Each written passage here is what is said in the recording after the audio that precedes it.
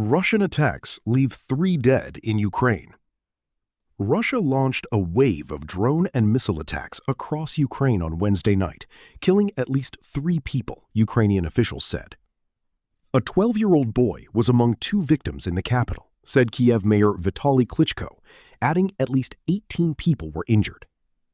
One person was also killed in the southeastern city of Dnipro, a Ukrainian official said, while attacks were also reported in other cities across the country.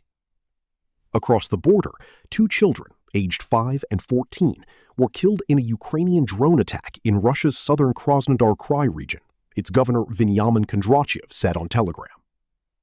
The strikes were the latest attacks after a short ceasefire coinciding with Orthdox Easter celebrations at the weekend, during which both sides accused one another of hundreds of violations. Klitschko wrote on Telegram that as well as the deaths of a 12-year-old boy and a 35-year-old woman, rescuers had pulled a mother and child from the ruins of a 16-story residential building that collapsed in Kyiv's central Podolsky district. In the north of the capital, 4 emergency medical workers were among those injured as a result of repeated shelling.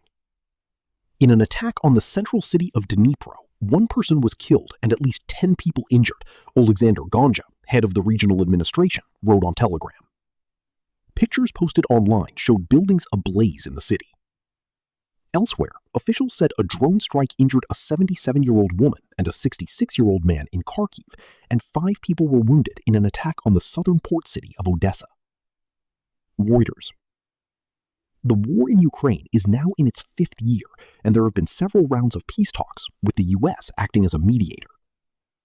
However, the process has been stalled since U.S. President Donald Trump shifted his focus to the war in the Middle East.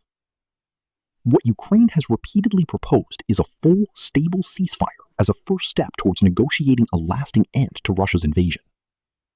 But Moscow insists on agreeing the peace talk first, prompting accusations from Kiev that Russia is not serious about ending the fighting.